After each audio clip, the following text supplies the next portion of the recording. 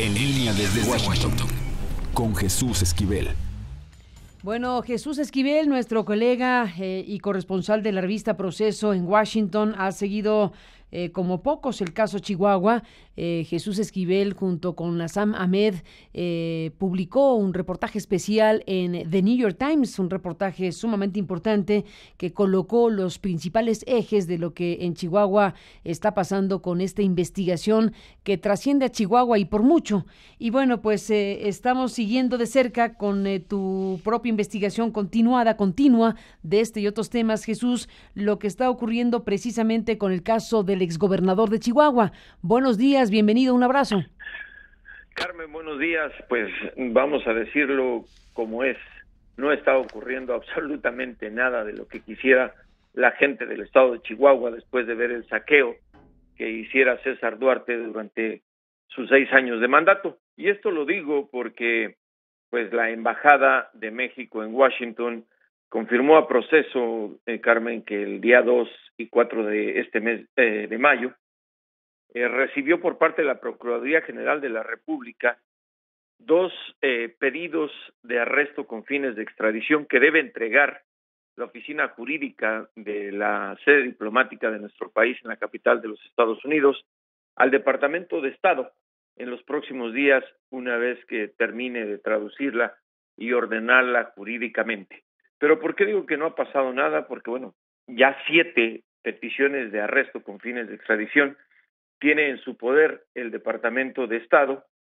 El 31 de enero recibió las primeras 3 y no han ordenado la captura de César Duarte, que vive tranquilamente entre El Paso, Texas, y Las Cruces, Nuevo México.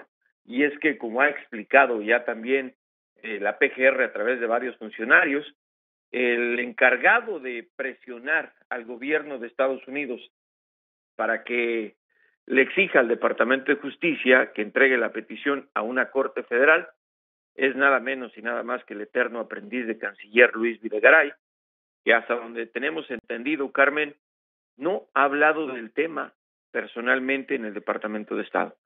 Y eso lo digo porque a lo mejor ya lo hizo este lunes, pero pues no dan oportunidad a preguntar, no dice nada.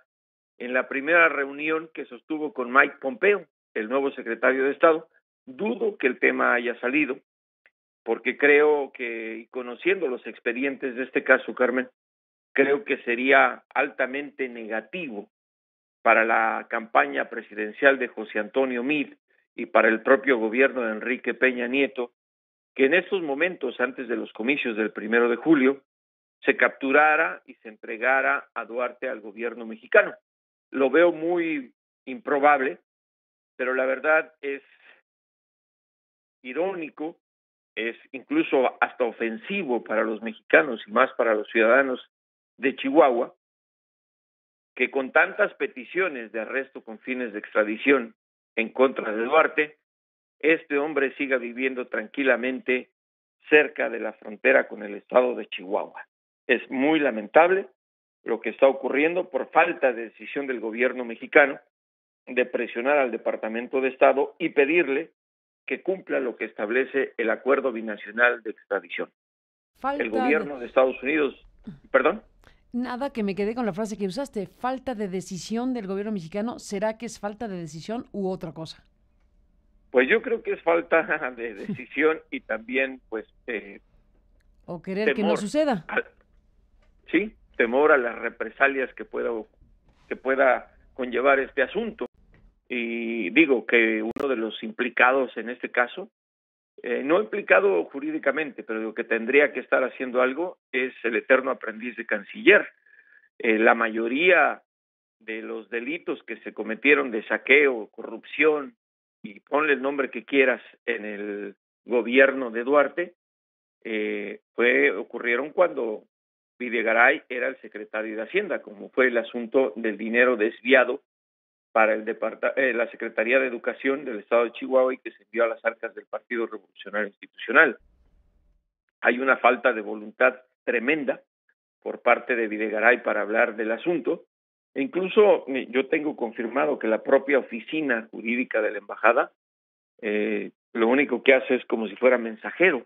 Una vez que terminan de definir los documentos de la petición de arresto con fines de extradición en inglés, simplemente las entrega, pero no ejerce ningún argumento de que el Departamento de Estado le pida ya al de Justicia que detengan, que busquen a un juez para detener a este hombre.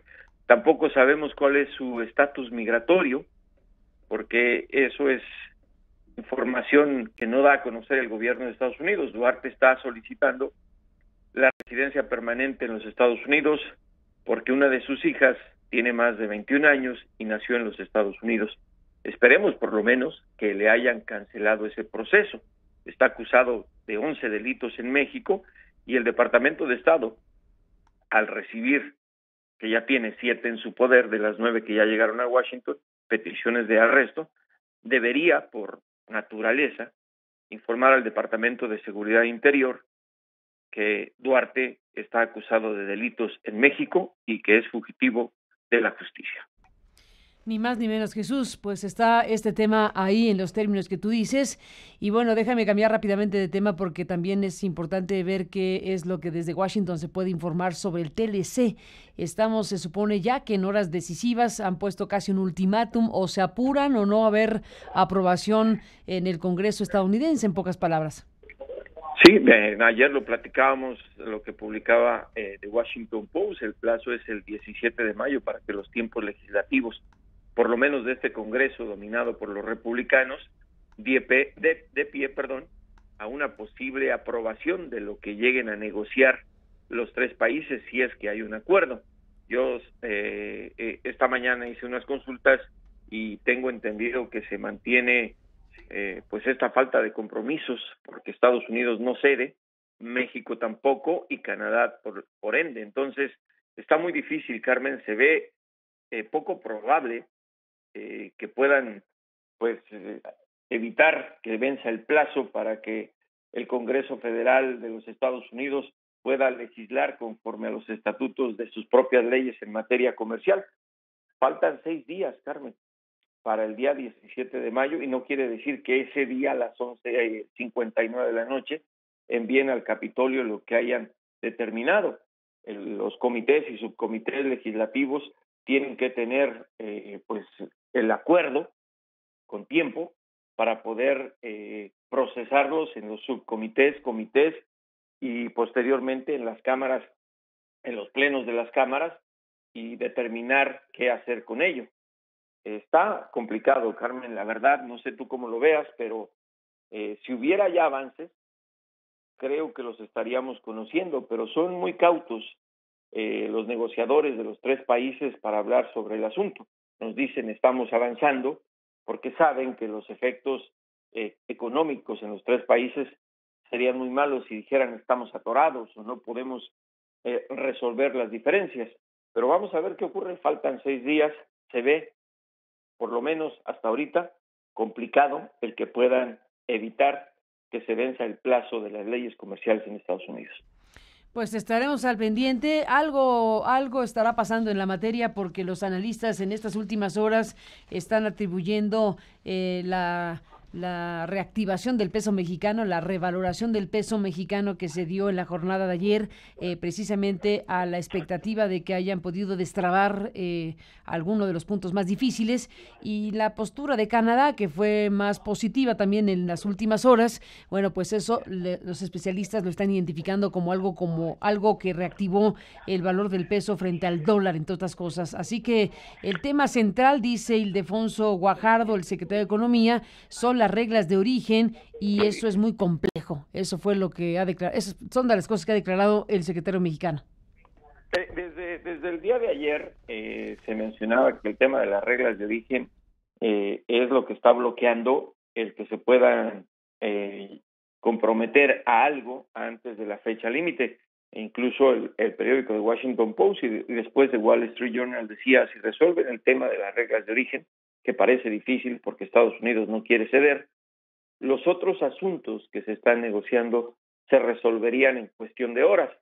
Es posible que pues lo que haya ocurrido, lo que los analistas están determinando como algo positivo, no tenga que ver con las reglas de origen, que no es el único asunto que sigue sobre la mesa, Carmen, pero digo, esperemos que se pueda solucionar algo, porque el gobierno de Donald Trump no quiere doblegarse ante las propuestas o contrapropuestas que hace México, sobre todo en el sector automotriz y reglas de origen, y ahí es donde, reitero, no perdamos de vista otra cosa, Carmen.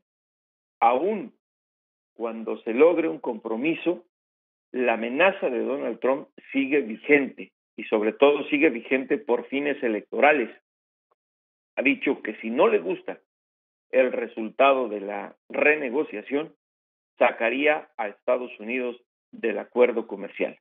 Creo que también en Washington son prudentes por lo que se viene en México, las elecciones, y también los republicanos que quieren y entienden de comercio, quieren que esto se resuelva antes de que venza el plazo, para que este Congreso tenga oportunidad, dominado por los republicanos, de aprobar un compromiso. Si los demócratas recuperan la Cámara de Representantes y el Senado en las elecciones de noviembre de medio periodo en este país, Carmen, creo que un panorama para renegociar el Tratado de Libre Comercio de América del Norte se complicaría más por la posición demócrata, que contrastaría a la de Donald Trump. Y hay que ver también lo que pondría sobre la mesa, Carmen, el nuevo gobierno de nuestro país después de los comicios del 1 de julio. Pues ahí están estos temas. Jesús Esquivel, como siempre, gracias por estar aquí para informarlos y comentarlos. Seguimos al habla. Buenos días y buen viernes. Buenos días, Carmen.